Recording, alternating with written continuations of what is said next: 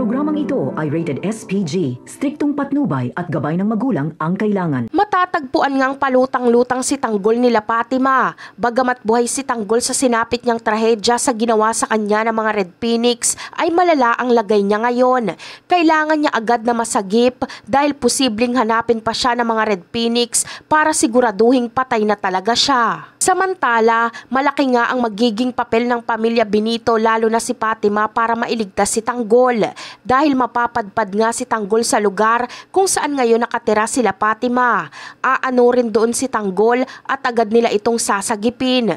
Gagawin nila ang lahat para mailigtas ang buhay ni Tanggol at hindi nila hahayaang matuluyan ito dahil si Tanggol na lang ang pag-asa ng mga taga Maynila para matigil ang korupsyon at paghari-harian ng mga pamilya Guerrero.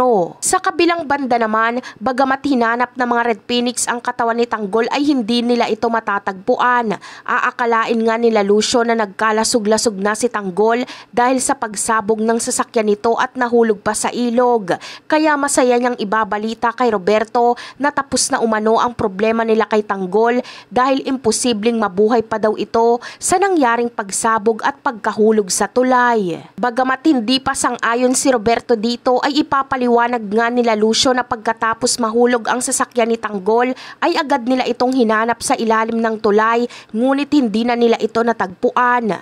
Malakas ang pakiramdam nilang nagkapira-piraso na ito. Kaya dito na maniniwala si Roberto at agad na siyang magbubunyi dahil nakakasigurado na siyang si Miguelito ang uupo bilang mayor ng Maynila. Ngunit ang tanong ng marami ay kahit mawala si Tanggol ay posible pa kayang makaupo si Miguelito bilang mayor, gayong tinadtad din ito ng bala ni Ramon bilang ganti sa pag-ambush kay Marites, Don Julio at Tanggol. Malamang ay sa sitwasyon ngayon ng mga Guerrero ay dihadong-dihado sila dahil hindi makakapayag si Ramon ay hindi maipaghiganti ang nangyari sa mga mahal niya sa buhay.